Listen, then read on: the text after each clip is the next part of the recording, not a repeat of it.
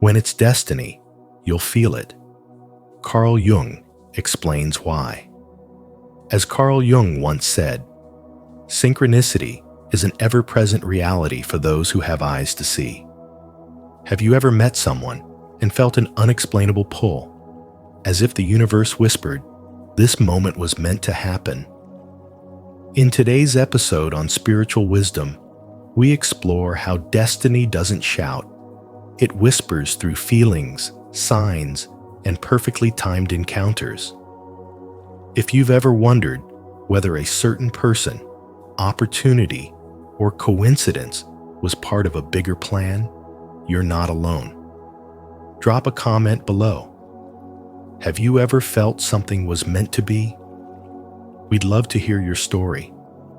And remember, every connection has meaning, especially when it aligns with your soul's journey. 1. Destiny feels aligned, not forced. When someone is truly meant for you, the connection won't feel forced or confusing. It will feel like alignment, like a missing piece sliding effortlessly into place. This sensation is deeper than logic, more powerful than explanation, and often impossible to ignore. Carl Jung, a pioneer in understanding the unconscious, believed that these people don't enter our lives by chance.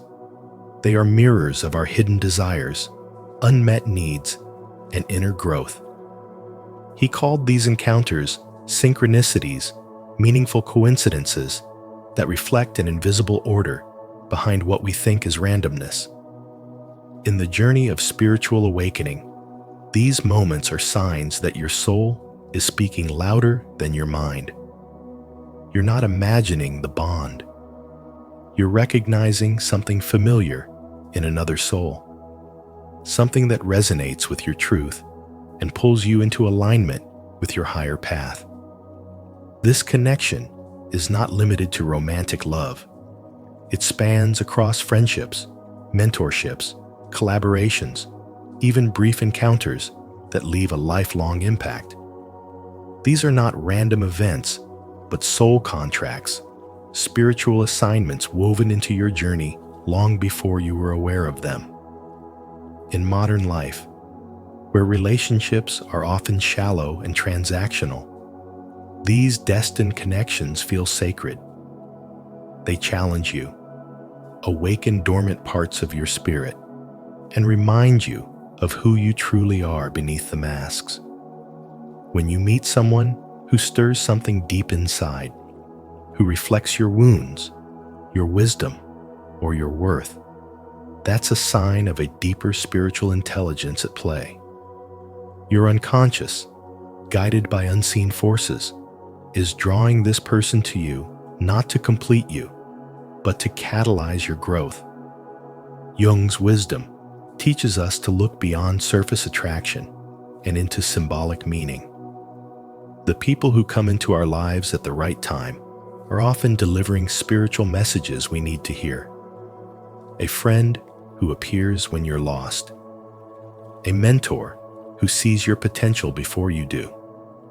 A partner who challenges your old patterns. These synchronicities are not coincidences. They are confirmations. Your energy called, and the universe responded. In the realm of spirituality, nothing is ever truly random. Everything has purpose, even the pain, even the timing. This is why trust is essential. You must trust the pull, the pattern, the path that unfolds when you stop forcing connections and start honoring the ones that feel divinely guided. So when destiny is real, it won't ask you to chase. It won't drain you. It will ground you. It will reflect your light and your shadow with equal intensity. The connection will feel like coming home, not because it's easy, but because it's true. You'll feel it in your body, in your spirit, in the silence between words. And when you do, lean in with openness and self-awareness. Recognize that you are not just meeting a person. You are meeting a mirror, one that reveals the depth of your inner world one that calls you into the next chapter of your spiritual awakening. Comment below. I trust the timing of my life. If you believe that true destiny never feels forced, it simply flows. 2. Relationships reflect your inner state. Carl Jung taught that relationships are never accidents. They are projections of the unconscious, mirrors that reveal the hidden truths we haven't yet dared to face.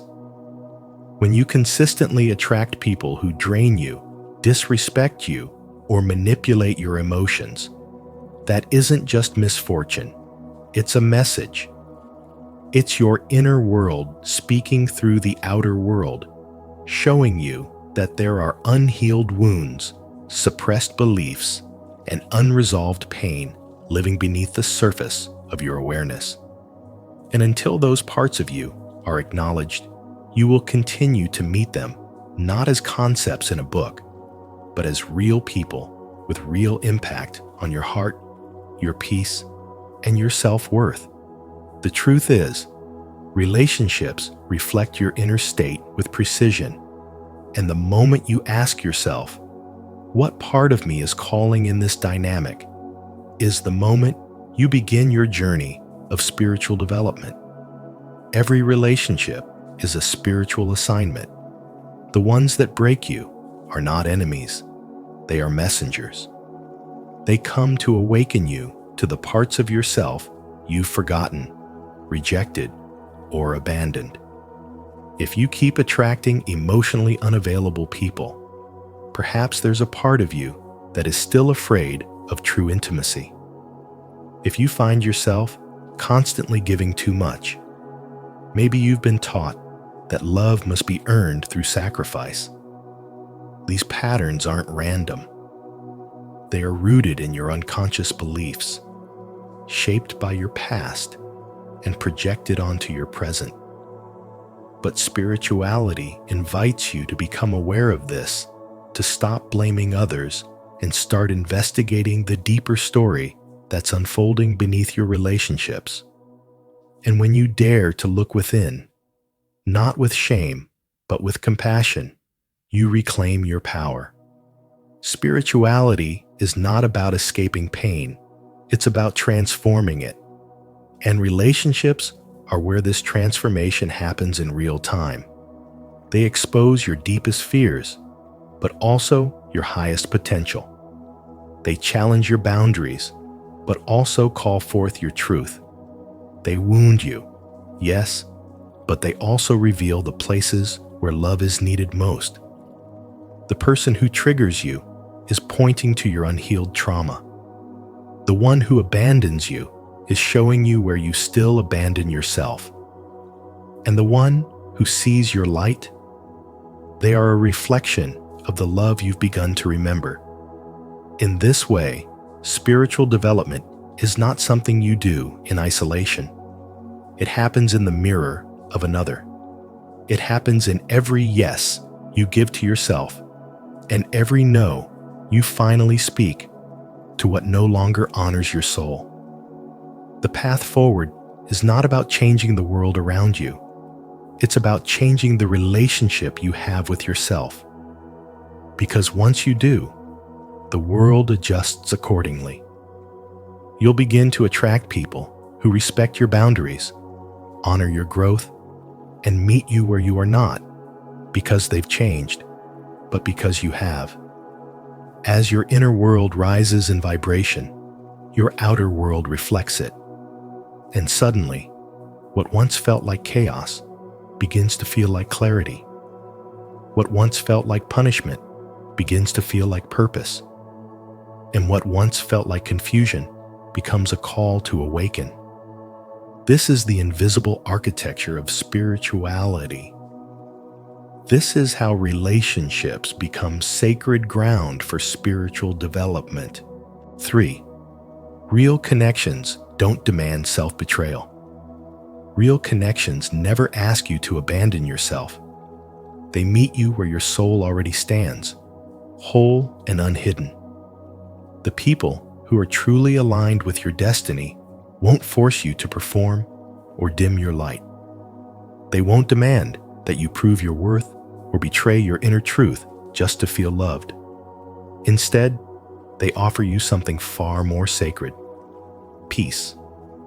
There's no drama, no games, no constant wondering where you stand. As Carl Jung beautifully explained through the lens of spiritual wisdom, this is the process of individuation, the intelligent unfolding of your entire being by integrating every part of yourself, both shadow and light. In the presence of the right person, you are not fragmented or filtered. You are simply allowed to be, fully and freely. These soul-aligned relationships don't confuse your nervous system. They calm it. They don't rush your growth. They hold space for it. They don't spark anxiety. They awaken remembrance. When it's destiny, you'll feel it not through intensity or chaos, but through the gentle clarity of alignment. It's in the way conversations flow effortlessly, in how silence feels safe, and in how your heart no longer feels the need to armor itself. You begin to realize that real love, real resonance, doesn't provoke a fight-or-flight response. It invites stillness. Jung once said, "Who looks outside, dreams. Who looks inside, awakes." In destined connections, you stop dreaming of being chosen and start awakening to the truth that you were never meant to hide. You stop chasing completion in others because they reflect back the truth that you are already whole. They don't fill a void. They remind you there never was one. This is intelligence in its purest spiritual form. The awareness that true love is not found in validation, but in resonance. Destiny doesn't knock with noise. It moves in subtle, undeniable ways. A look, a word, a moment of synchronicity that lands so deeply, it feels like time pauses. You don't feel pressured. You feel pulled. You're not performing. You're present. And the more spiritually awake you become, the more you start to trust this quiet knowing. You begin to see that when someone is meant for your path, the connection unfolds naturally, without force or fear. It mirrors back the parts of you that are ready to be seen, not judged. It gives you room to breathe without questioning your worth. It doesn't make you question your identity. It anchors you deeper in it. In that space, love becomes sacred, not transactional. And destiny becomes not just a meeting of two people, but a recognition of two souls remembering who they truly are. Real connections never require you to abandon yourself. If you're ready to honor your truth and embrace your destiny, comment below. I choose authenticity, and let the journey begin. 4. Patterns repeat until you become aware. Repetitive relationship struggles aren't accidents. They're spiritual messengers in disguise, guiding you toward a deeper truth buried within. When the same emotional patterns keep surfacing, whether it's heartbreak, betrayal, abandonment, or self-sabotage, it's not life being cruel. It's your unconscious mind trying to wake you up. Carl Jung once said, "Until you make the unconscious conscious, it will direct your life and you will call it fate." This isn't just psychological insight. It's a spiritual awakening in motion. Life doesn't repeat patterns to punish you. It repeats them to teach you, to show you what you haven't yet healed, to urge you to confront the inner stories you've been carrying for far too long. Every repeating cycle is a mirror, reflecting back the parts of you still waiting to be seen, loved, and understood. When you finally pause and ask, "What is this experience trying to show me about myself?" you begin to reclaim your spiritual power. You shift from being a passive victim of your fate to an awakened co-creator of your destiny. These patterns are rooted in unconscious wounds, abandonment, rejection, shame, or fear that were never fully processed. They don't just vanish with time. They hide in your choices, your emotional reactions, your attractions, and the energy you emit. Spirituality teaches that the outer world reflects the inner state. And until the energy behind your decisions is healed, life will continue to place you in situations that force you to confront your deepest shadows. A spiritual awakening doesn't always come through light. It often arrives through pain, repeating itself until your awareness is sharp enough to see it not as suffering, but as transformation. In modern life, we're quick to label toxic patterns as bad luck or blame others for our experiences. But spiritual wisdom asks you to turn inward and take responsibility for what you're attracting, tolerating, and repeating. Healing requires deep intelligence, not intellectual intelligence, but emotional and spiritual intelligence. It requires you to sit with your pain, to trace it back to its root, and to choose differently even when it's uncomfortable. Spiritual growth is not linear, and breaking a pattern is not a single decision. It's a series of courageous moments where you honor your truth over your trauma. As you become more conscious, you stop participating in relationships that drain you, and you start magnetizing ones that mirror your healing, not your wounds. You begin to recognize red flags without romanticizing them. You stop seeing chaos as passion and start craving peace as a sign of alignment. The old story no longer feels like home because you're no longer the same person who wrote it. This is the turning point, when patterns no longer pull you back but propel you forward. When pain no longer repeats but teaches.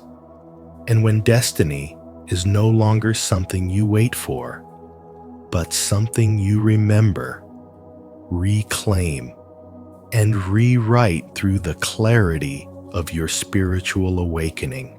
5. Your intuition always knows. The mind has a way of clinging to logic, even when your spirit is begging for freedom. It will convince you to stay in situations that chip away at your peace, label dysfunction as normal, and dress up chaos as passion. But no matter how much the mind rationalizes, your intuition never lies. That subtle sense of discomfort, the tension in your chest, the unease that lingers long after the conversation ends, these are not coincidences. They are messages from your soul saying, "This is not your path." In the journey of spirituality and spiritual development, one of the most powerful forms of self-awareness is learning to trust what you feel, even when it contradicts what you think. Carl Jung, the father of analytical psychology, believed that what we encounter in life is rarely random to every person. Every experience is a mirror of something deeper within. So when your body reacts before your brain can reason, it's not weakness, it's wisdom. It's your higher self trying to guide you toward alignment. True alignment doesn't come with confusion, emotional whiplash, or constant questioning. It comes with clarity. You won't have to force it, prove it, or chase it. When something is meant for you, it flows with ease. You feel safe. You feel seen. And above all, you feel at peace. Peace is the soul's recognition of truth. That's how you know you're in the right place with the right people, on the right path, not because it's always easy, but because your inner world feels calm, even when the outer world is uncertain. Many people mistake intensity for intimacy, chaos for connection. But spirituality teaches you to discern the difference. You don't need to fight to be loved. You don't need to suffer to grow. You don't need to abandon yourself to be chosen. The longer you ignore your inner knowing, the louder the discomfort becomes. It's a sacred discomfort, a spiritual alarm clock alerting you to misalignment. The anxiety you feel isn't always something to fix. Sometimes it's something to listen to. Your nervous system is speaking in a language older than words, a language your soul understands well. And when you begin to truly trust your intuition, you'll stop needing signs, because you'll already know. You'll recognize the energy that drains you, the environments that shrink you, and the people who pull you out of alignment with your highest self. That recognition is not judgment, it's discernment. It's spiritual intelligence in motion. So as you walk your path, listen more to how something feels rather than how it looks. Don't settle for a love that exhausts you. Don't stay in rooms that silence you. Don't justify situations that make you question your worth. Spiritual development is not just about rising into light. It's about learning when to walk away from what dims you. Let your peace be your guide. Let your body be your compass. Let your intuition be the quiet, steady voice you finally choose to trust. Because when it's destiny, you won't have to chase it. You'll feel it, and it will feel like home. If this message about intuition and destiny resonates with you, make sure to subscribe and hit the notification bell.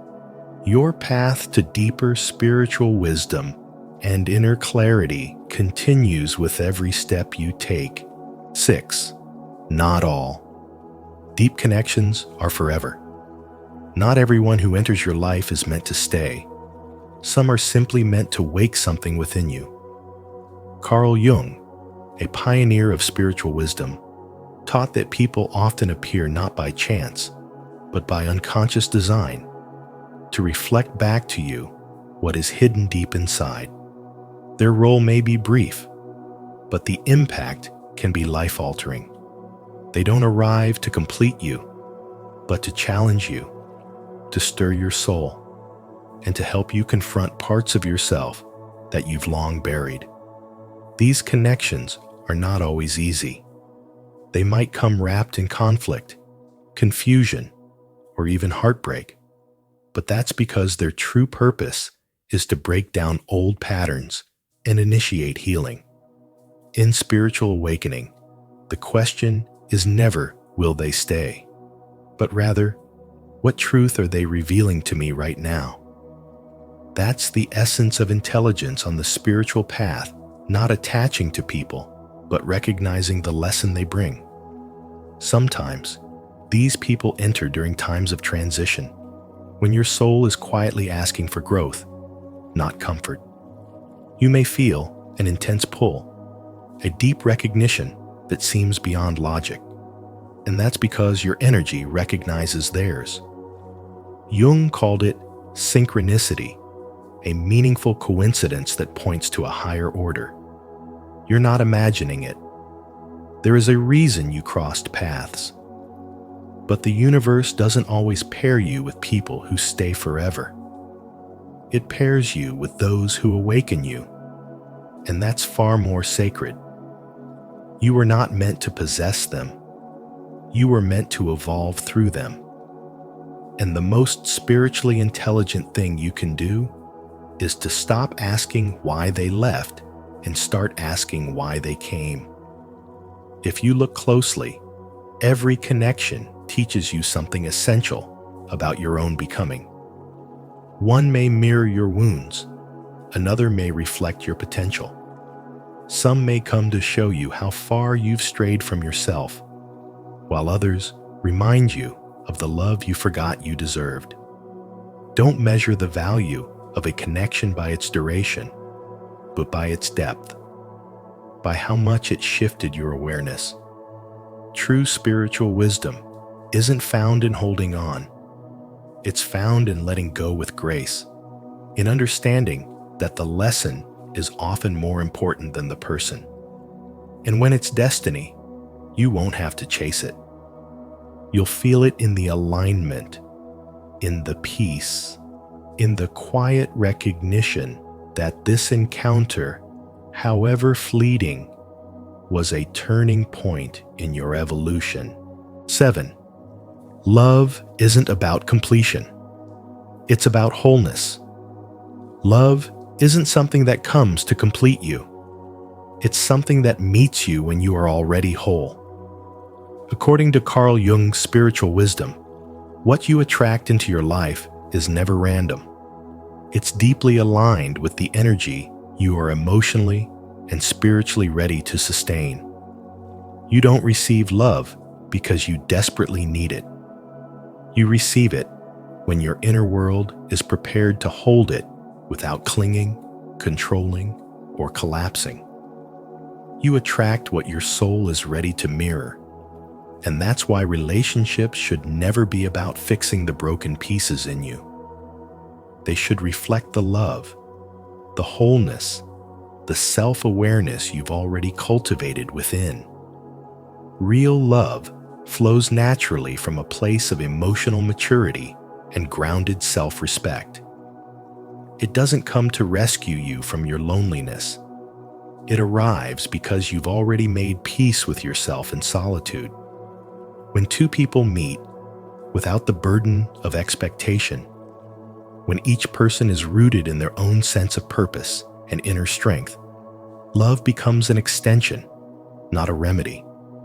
A healthy relationship is not a crutch for your pain, but a mirror for your growth. If you enter love hoping someone else will fix you, heal your past, or make you feel whole, you've mistaken connection for salvation. And salvation doesn't come from another person. It's a result of deep spiritual awakening, of confronting your patterns and choosing not to bleed on people who didn't cut you. You must understand that healthy love doesn't seek to fill a void. It expands what's already alive inside of you.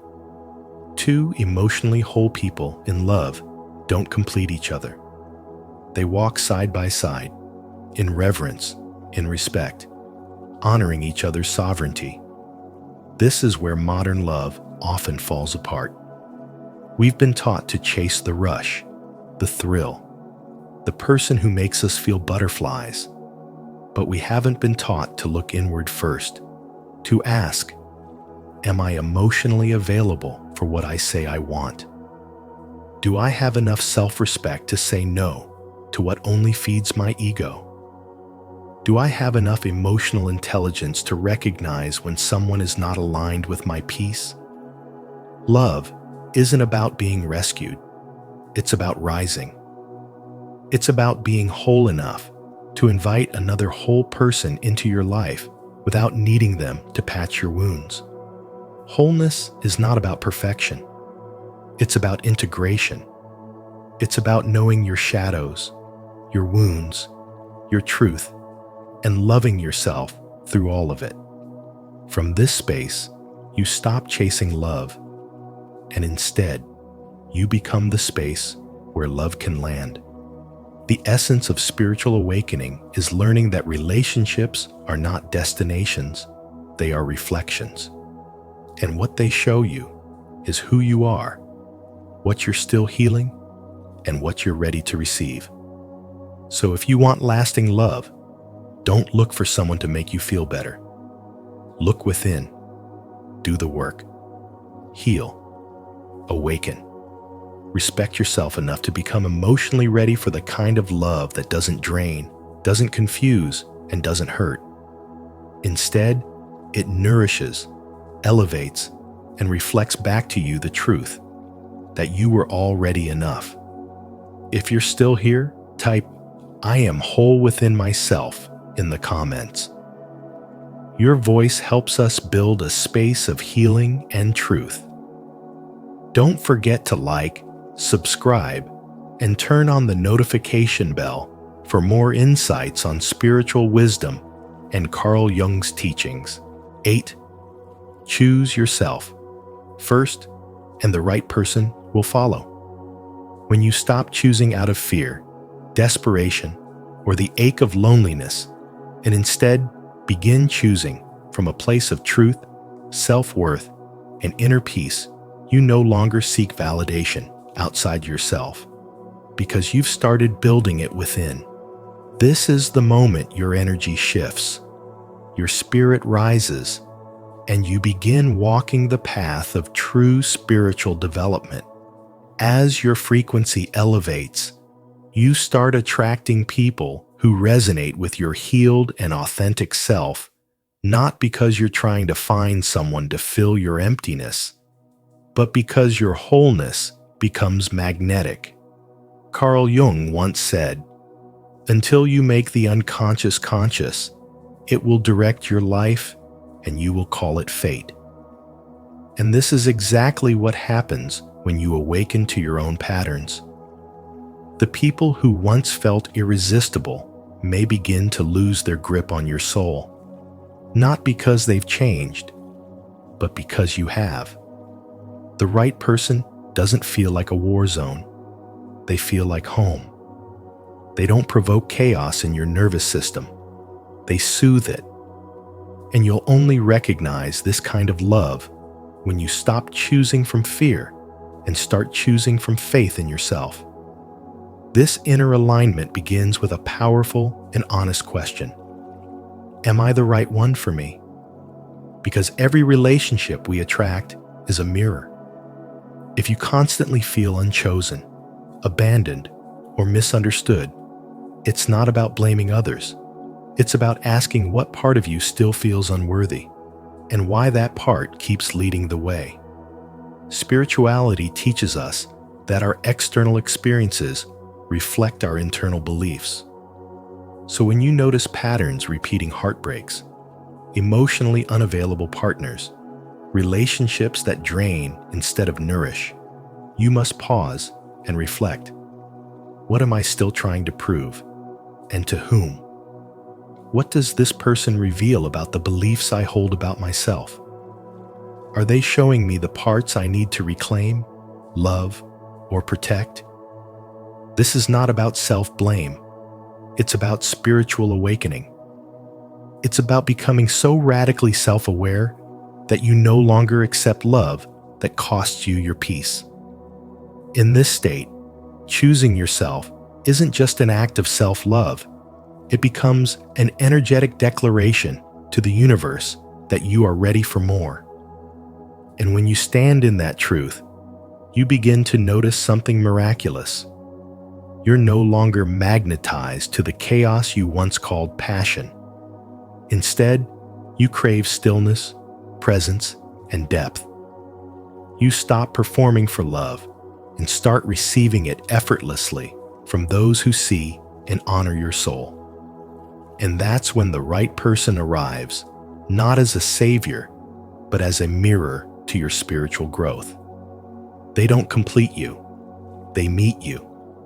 So remember, when you finally choose yourself without hesitation, apology, or guilt, the energy around you shifts.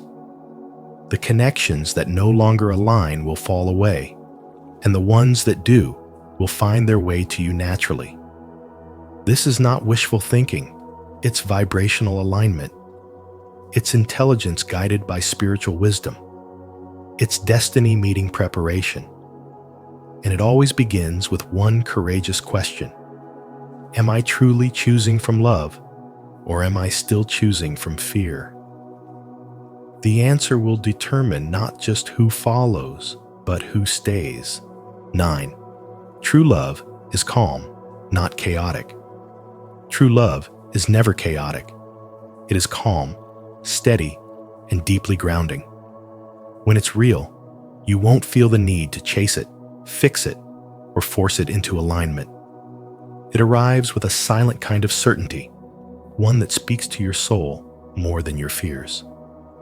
There is no begging for clarity, no confusion disguised as passion. Instead, there's a quiet peace that wraps around your heart and whispers, "You're safe here." Carl Jung once said, "The meeting of two personalities is like the contact of two chemical substances. If there is any reaction, both are transformed. But the transformation of a destined bond isn't loud or destructive. It's soft, expansive, and liberating. You evolve not through pain, but through presence. You grow not by losing yourself, but by becoming more of who you truly are. In this kind of relationship, your soul is not asked to shrink for the sake of someone else's comfort. Your essence is not diluted. Your light is not dimmed.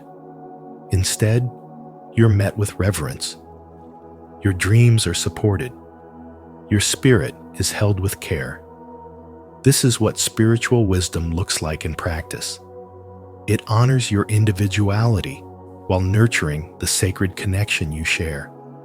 Spiritual intelligence and love understands that real connection is not about control, possession, or urgency. It's about mutual expansion.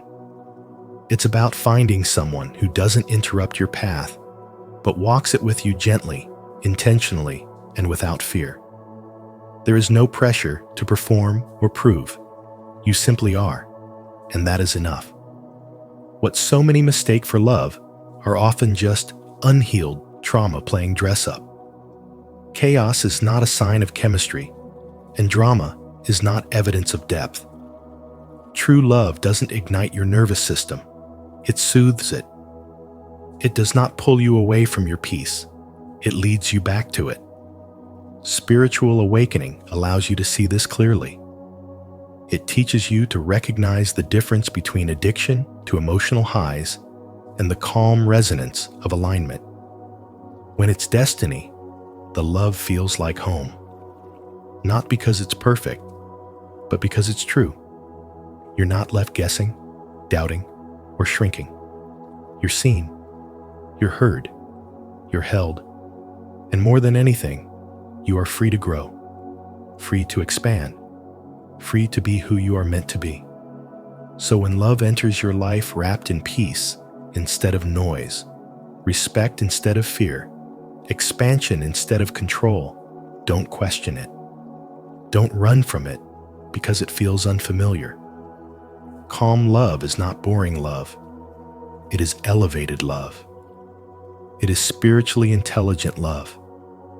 And the more you awaken to your worth, the more you will recognize this kind of love, not as rare, but as your birthright. Because destiny doesn't disrupt your soul, it aligns with it. Let's build a circle of calm, supportive love right here in the comments. If this message touched your heart, comment below. True love is calm, not chaotic. And here's something special. Every time you see someone else comment that, take a moment to like it or reply with something kind. It's a beautiful way to remind each other that peace is powerful. And if you believe in creating a space of love and wisdom together, comment 1. So I know how many beautiful souls are with us on this journey. Thank you for joining us today on Spiritual Wisdom. If this message resonated with you, remember, destiny always leaves clues. Sometimes it's a feeling, a quiet knowing, or a moment of synchronicity that confirms you're exactly where you're meant to be. If you've ever felt that mysterious pull towards someone or something, trust it. It may be more than coincidence. Stay curious, stay aligned, and stay open to the signs the universe places on your path. Don't forget to like this video. Share it with someone who needs to hear this. Subscribe to Spiritual Wisdom and tap the notification bell so you won't miss any of our upcoming soul-nourishing insights. Until next time, trust the process. It's leading you home. Carl Jung's shocking truth about addiction and the path to real healing. Until you make the unconscious conscious, it will direct your life and you will call it fate. Carl Jung. Addiction isn't just about substances or habits. It's often the symptom of a deeper hunger within the soul, a longing for meaning, connection, and wholeness. In today's video on spiritual wisdom, we'll uncover Jung's shocking truth about addiction and explore how real healing begins not with willpower alone, but with a journey inward to face what we've been avoiding. As you listen, I invite you to reflect. What are you truly seeking beneath the surface of your daily patterns? Share your thoughts in the comments.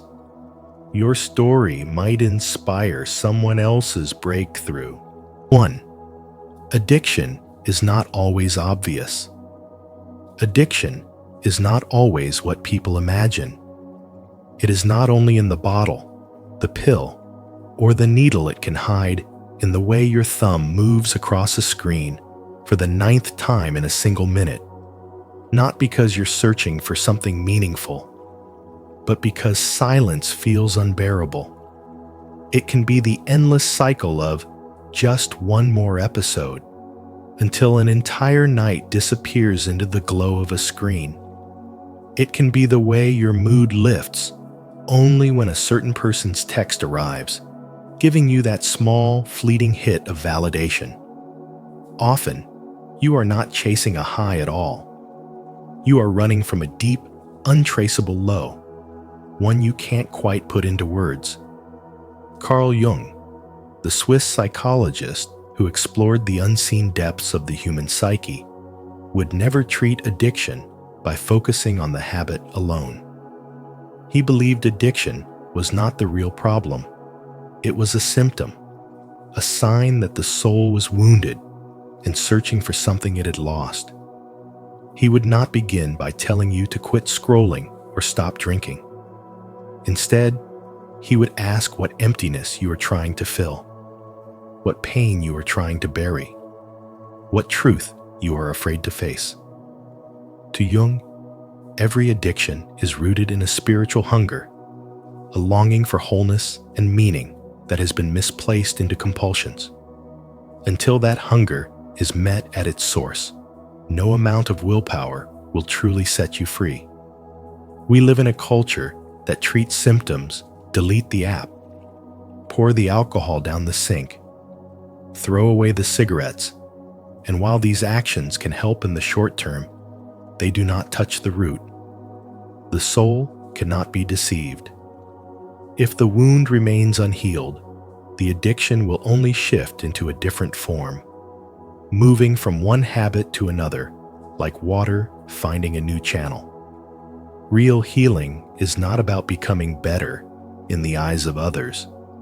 It is about becoming whole, reclaiming the lost parts of yourself, and integrating them into the truth of who you are. It means turning toward the very feelings you've been avoiding, the grief, the fear, the memories, and understanding that they are not there to destroy you, but to guide you. Every moment spent numbing yourself is a moment you turn away from your own soul. Yet the pain you are trying so hard to escape is often the doorway to your freedom. As Jung said, one does not become enlightened by imagining figures of light, but by making the darkness conscious.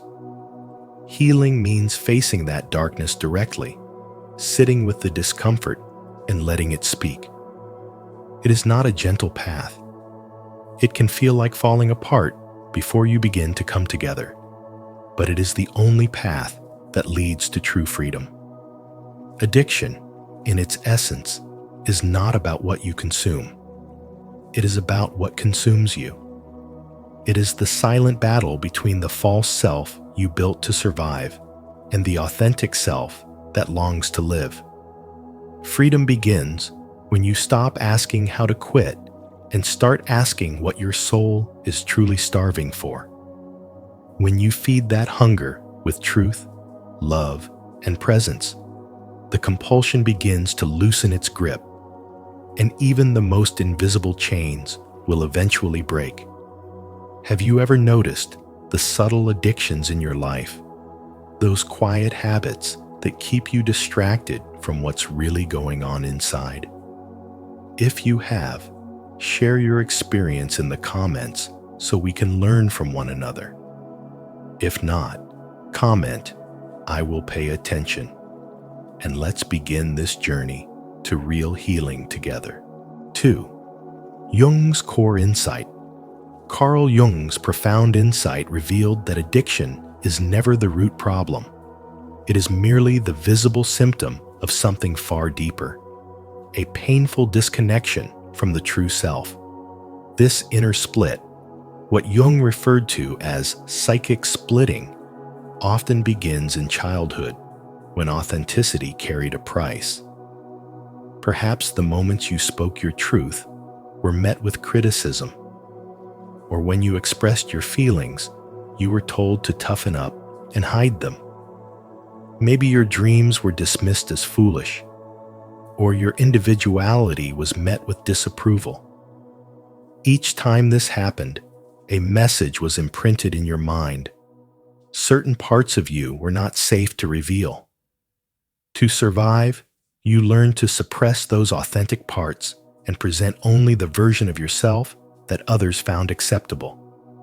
This mask brought safety, approval, and sometimes even love, but the cost was the abandonment of your own soul. And when the soul is denied, a void emerges, a void that often demands to be filled, sometimes in the form of addiction. In the modern world, this addiction is not limited to substances like alcohol or drugs. It appears in subtler, socially acceptable forms. It can be the constant compulsion to check your phone, scrolling endlessly through social media feeds as though searching for a piece of yourself in the approval of strangers. It can be the person who stays in a toxic relationship, not because they believe it's love, but because they fear facing the ache of solitude. It can be the overachiever who works late every night, not out of passion, but to escape the silence that forces them to confront their inner emptiness. It can be the late-night binge watcher who fears the stillness that might bring up old wounds. These are not simply bad habits. They are coping mechanisms, attempts to soothe the discomfort of a life lived behind a mask. Carl Jung understood that removing the addictive behavior without addressing its cause is like cutting weeds at the surface while leaving the roots untouched. The behavior will return in another form because the true wound, the absence of wholeness, remains unhealed.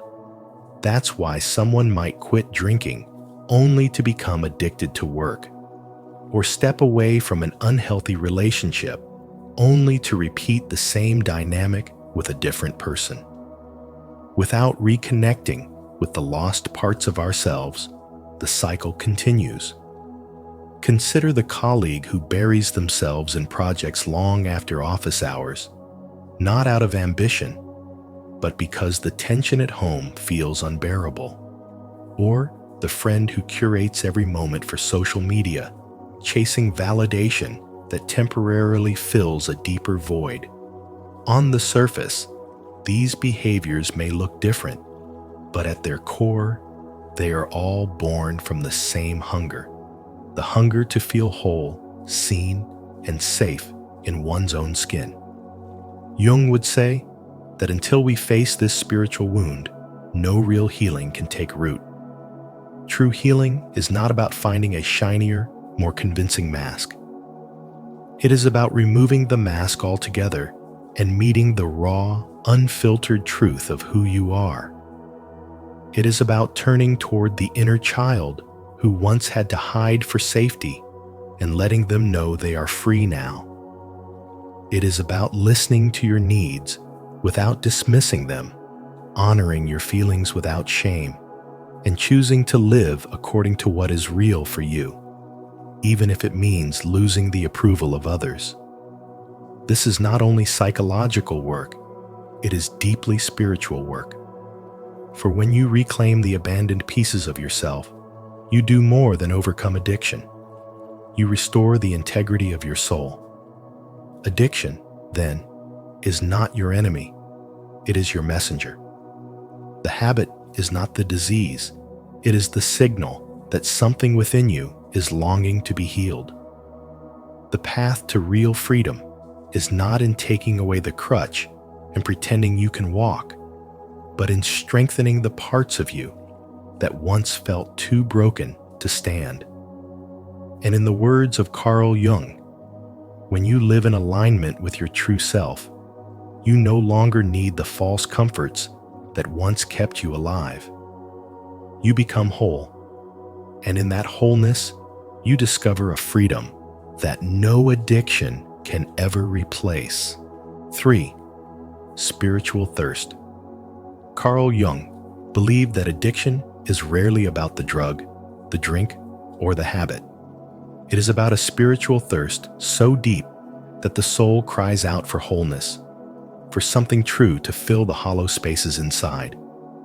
This thirst cannot be satisfied by alcohol, pills, gambling, or the endless late-night scrolling through your phone.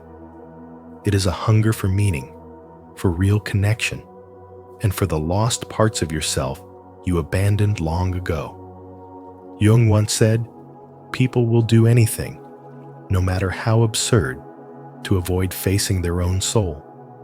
Most addictions are not a pursuit of pleasure, but an escape from pain. You are not chasing a high. You are trying to outrun a low you may not even understand.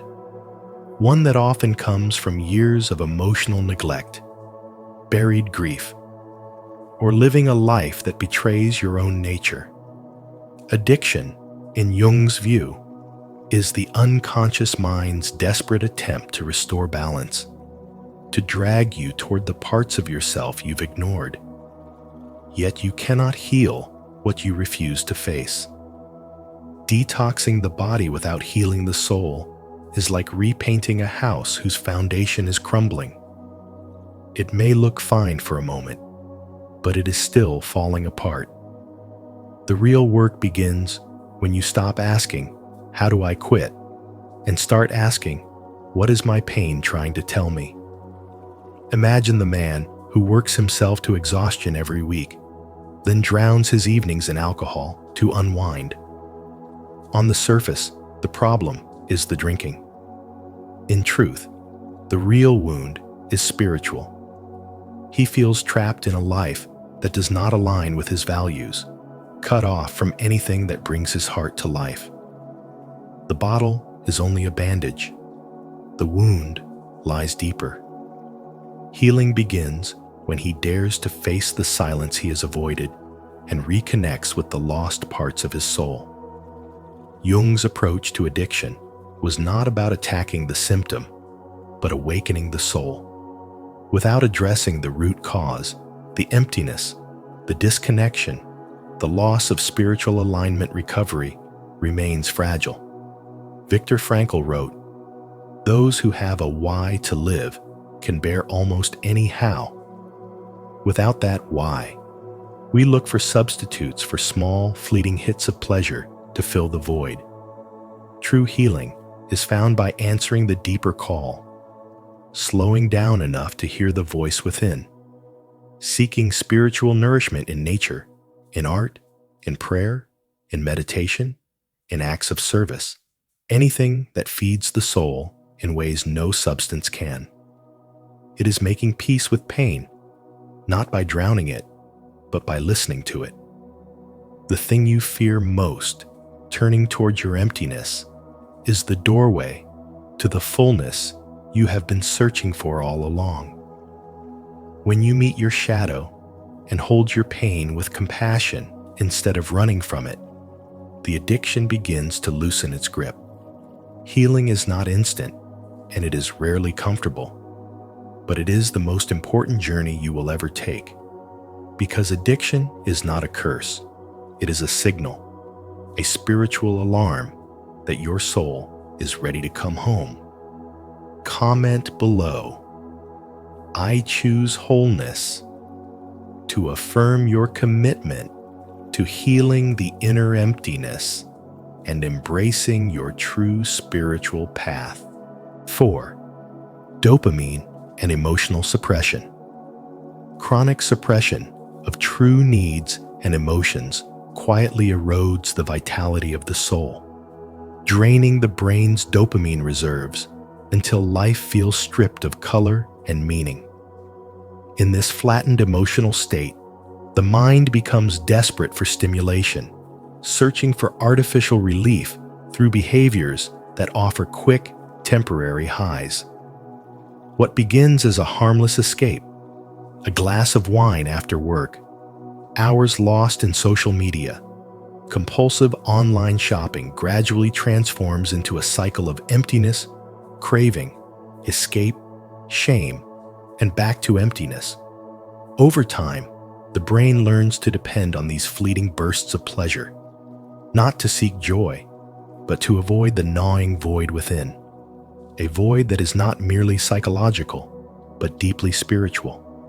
This void often hides behind masks that society praises: discipline, productivity, resilience.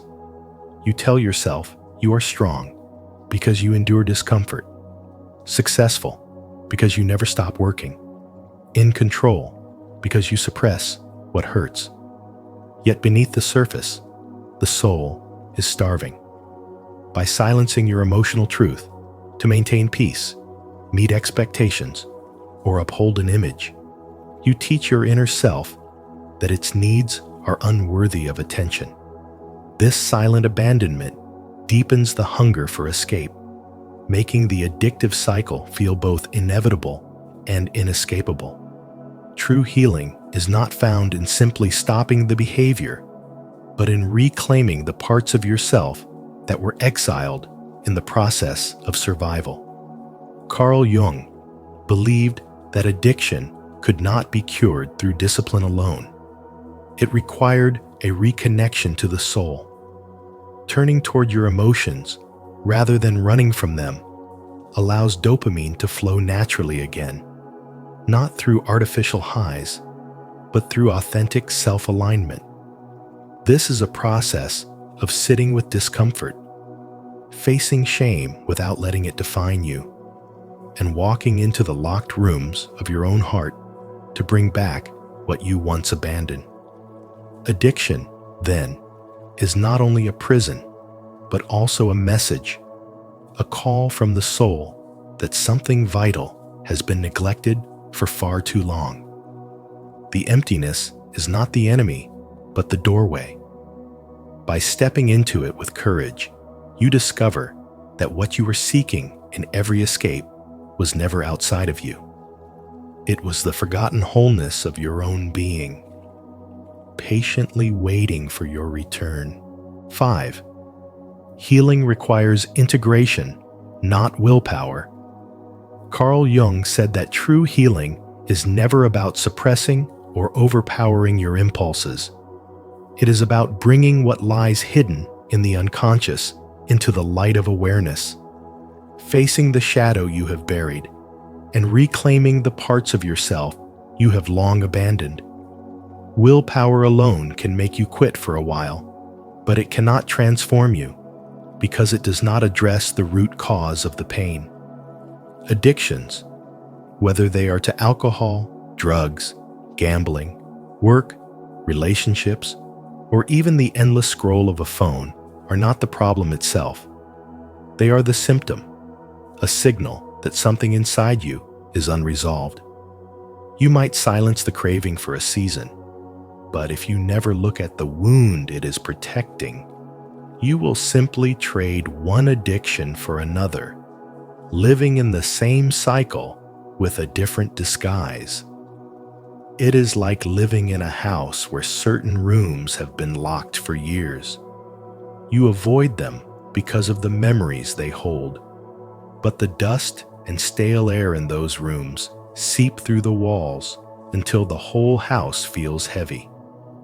Healing means unlocking those rooms, breathing new life into them, and letting every part of your inner home belong to you again.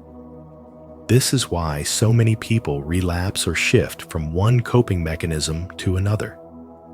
A person may give up drinking, but never face the deep loneliness that drove them to it.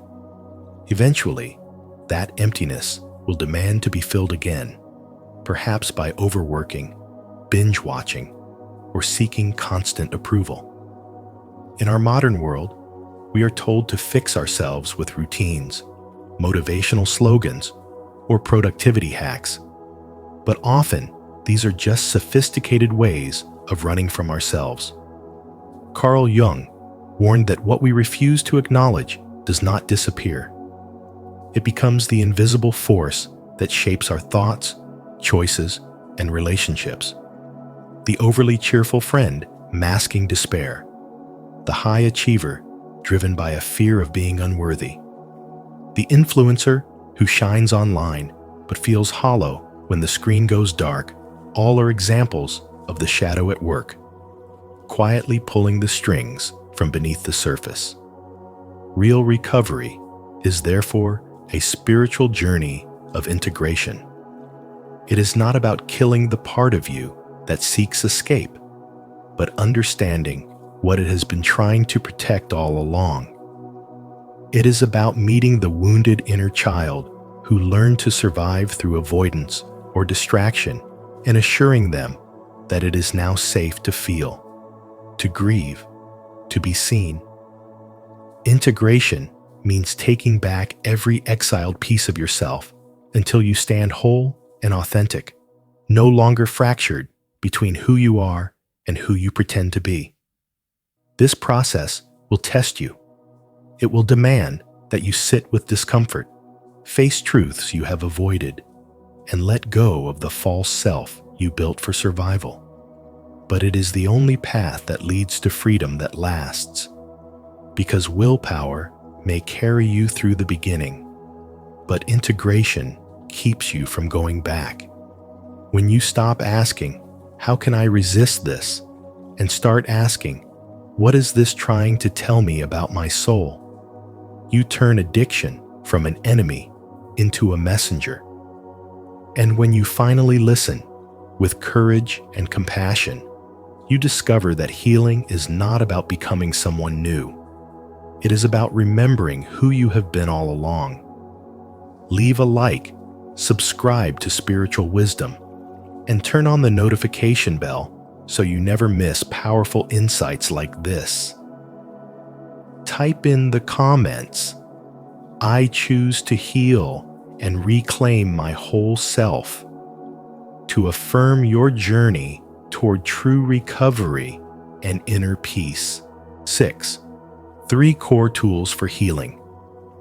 There are 3 core tools that, when embraced fully, can transform the way you approach addiction and open the door to deep spiritual healing. Shadow work is the first, and it is more than a mental exercise. It is an act of profound courage. It calls you to sit with the hidden, wounded, and rejected parts of yourself that you have tried to bury. Through journaling and honest self-reflection, you give voice to the stories you've silenced, the memories you've avoided, and the emotions you've denied. Carl Jung once said, "Until you make the unconscious conscious, it will direct your life and you will call it fate." Shadow work is the process of taking back the pen from fate and writing your own story with awareness. It is walking into the forgotten rooms of your inner world and turning on the light, not to shame what you find, but to listen and integrate it. Every time you face the shadow, instead of numbing it, you reclaim a piece of your soul, bringing yourself one step closer to wholeness. Breathwork is the second tool, and it serves as a bridge between the conscious mind and the deep storehouse of memory and emotion held in the body. This is not just taking deep breaths, but a deliberate and rhythmic engagement with your life force. When you breathe consciously, you allow your nervous system to unwind, giving trapped emotions and unprocessed trauma a safe passage to release. The body remembers everything: the heartbreaks you thought you forgot, the fear you pushed down, the grief you didn't know how to carry, and the breath gently loosens these knots. In moments of focused breathing, many people find themselves touched by insights, visions, and an unmistakable sense of spiritual connection. It is as if each breath becomes a sacred key, unlocking the door to wisdom and freedom. Addiction thrives in disconnection, and breath work dissolves that distance, rooting you fully in the here and now. Symbolic ritual is the third tool, and it speaks in the language of the soul. Ritual bypasses the intellect and reaches the deeper layers of your being, where true transformation happens. This can be as simple as lighting a candle and allowing its flame to remind you of the eternal spark within, or writing a heartfelt letter to the version of yourself trapped in addiction, not with judgment, but with compassion, forgiveness, and release. Ritual works because the soul understands symbols in a way the rational mind cannot. Carl Jung believed that healing often emerges when we reconnect with the archetypal and symbolic dimensions of life, for they awaken dormant aspects of ourselves that routine life neglects. When you perform a ritual with intention, you create sacred space where healing is not merely a concept, but an embodied experience you can feel in your bones. When shadow work, breath work, and symbolic ritual are woven together, they form a path that does not just treat addiction symptoms, but addresses its roots. Addiction is rarely only about the substance or the habit. It is a messenger, pointing toward an inner fracture, a spiritual disconnection, a call from the deepest part of you to return home. Shadow work helps you face and reclaim what you have hidden. Breath work helps you release what has been stored away.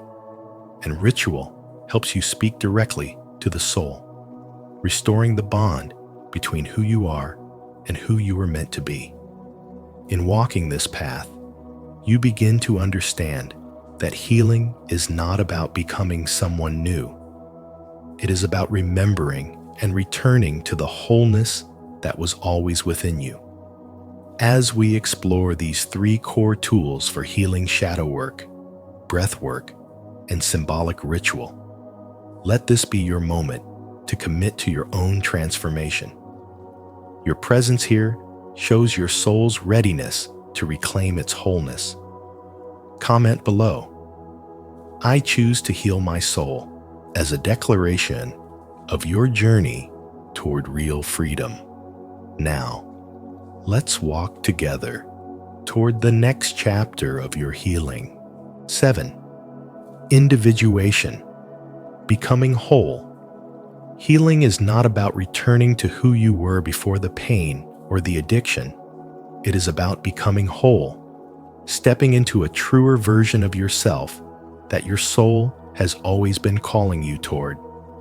To walk this path means creating a life that feeds your soul, not just your schedule. It is no longer about filling every hour with tasks, noise, or distractions to keep from facing yourself, but about intentionally shaping your days around what truly nourishes you at the deepest level. This could be moments of stillness in nature, deep conversations with people who see you, creative work that stirs your spirit, or spiritual practices that bring you into connection with something greater than yourself.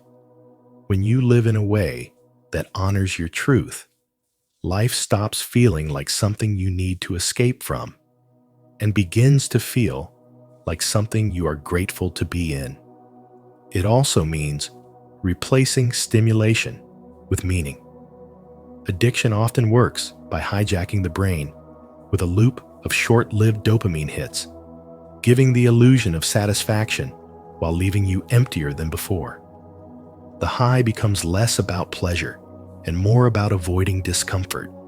True healing requires breaking that loop and finding fulfillment in what is slow, steady, and real building skills. Investing in relationships, aligning your work with your values, and engaging in pursuits that enrich your inner world. These may not deliver an immediate rush, but they bring a lasting peace that continues to grow. Meaning feeds the soul in a way that stimulation never can, and over time, the craving for quick fixes fades in the light of deeper purpose. A vital part of this journey is learning to see relapse not as failure, but as information. Healing does not move in a straight line, it spirals. You may face familiar challenges again, but each time with greater awareness and more tools than before. Relapse becomes a mirror, reflecting the places where your soul still feels unseen, unheard, or unloved. Instead of drowning in shame, you can meet these moments with curiosity, asking what needs attention, what boundaries need to be strengthened, or what inner wounds still need care. This shift transforms setbacks into stepping stones, each one moving you toward integration rather than away from it. To embrace individuation is to accept that the goal is not perfection, but wholeness. It is gathering the lost, wounded, and hidden parts of yourself and bringing them home with compassion. It is stepping out of the roles you once played for survival and living in the freedom of authenticity. It is the slow, sacred work of becoming someone who no longer wears a mask, no longer lives in a cage, no longer hides from the truth of who they are. And in this becoming, you do not simply recover, you awaken. You are no longer the person you were before addiction, nor are you defined by it. You are the person your soul has been shaping you to be all along. If this journey into individuation has sparked something in you, take the next step toward becoming your truest self. Comment below, "I choose wholeness," to affirm your path. Your voice not only strengthens your commitment, but also inspires others walking this road of real healing. 8. The transformation. Carl Jung taught that addiction is rarely the core problem. It is the echo of something far deeper, a symptom of the soul's hunger for wholeness. It's the emptiness left when parts of yourself were abandoned, your shadow with its hidden truths, your inner child with its innocence, your artist with its passion, your dreamer with its hope, your spiritual seeker with its longing. These are the fragments you left behind in moments of shame, heartbreak, or rejection, and the void they create becomes unbearable. You try to fill it with alcohol, work, endless scrolling, toxic relationships, or any distraction that numbs the silence. But Jung believed that this emptiness, as painful as it is, can become the very doorway to transformation if you are willing to reclaim every part of yourself that you once exiled. I once knew a man named Daniel who seemed to have everything society admires: a successful career, a beautiful apartment, and a wide circle of friends. But when the noise of the day faded, he couldn't bear being alone with himself. He filled the quiet with late nights, constant social media, and an endless chase for connection that never satisfied him. The turning point came when he realized he had lost the ability to recognize his own reflection, not just in the mirror, but in his life. That was when the real work began. Instead of simply quitting the behaviors that numbed him, he started asking the questions Jung would demand. Who am I beneath the masks? What parts of me have I hidden because they didn't seem acceptable? What is my soul truly yearning for? Slowly, he began to welcome back the painter who once saw beauty in small things, the curious thinker who questioned life's patterns, the child who laughed without fear. This is the essence of transformation, not becoming someone else, but becoming whole again. It is the courageous act of gathering your shadow, your inner child, your artist, your dreamer, and your seeker into one integrated life. Jung called this individuation the process of uniting all aspects of the self into harmony. It is rarely clean or comfortable. It requires facing pain you've buried, truths you've avoided, and emotions you've feared. But as you do, the chains of addiction fall away, not because you forced them to, but because you no longer need them. Wholeness makes the addiction obsolete. Addiction, then, can be the catalyst that forces you to stop living in fragments and start living as your full self. The shadow becomes your strength, the inner child your joy, the dreamer your vision, and the seeker your guide. When you weave them all together, you not only find liberation, you rediscover the life that was waiting for you all along. And as Carl Jung would say, that is the path to real healing, to reclaim what was lost, to live without masks, and to let your soul finally come home. And so, the real healing journey is not just about breaking free from the substance or the habit. It's about returning to the deeper truth of who you are, the part of you that's been calling out beneath the noise, waiting to be heard.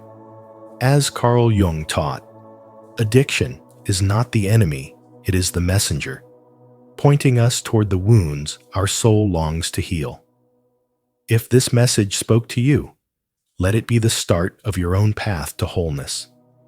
Don't forget to like, share, and subscribe to Spiritual Wisdom, and turn on the notification bell so you never miss our upcoming videos filled with insight, guidance, and inspiration for your spiritual journey.